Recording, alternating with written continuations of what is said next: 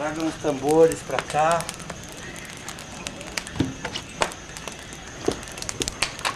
Vai esquentando os tambores.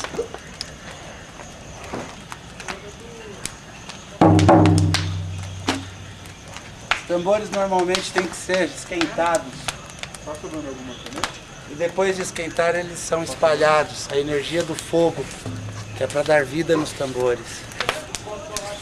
Com a mão ou com a própria baqueta. Muda completamente o som dele.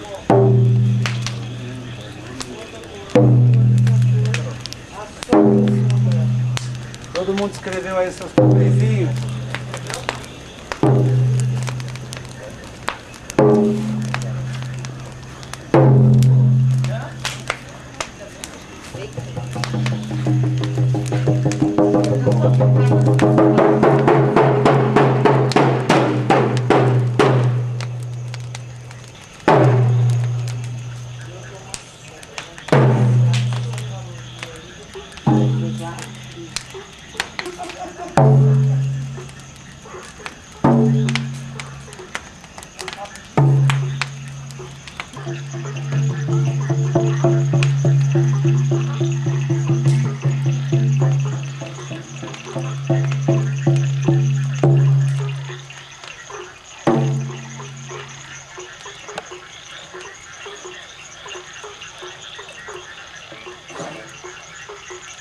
Salve, irmão Fogo! Salve!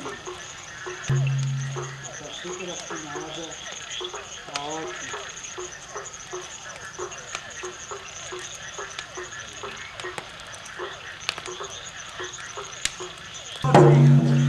Salve o tigre! Salve! Salve o cavalo! Salve! Salve o fogo! Salve!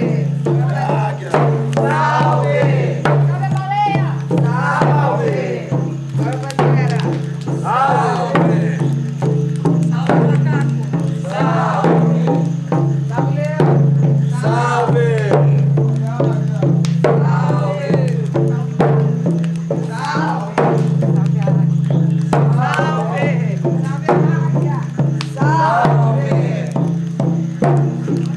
o leão! Salve!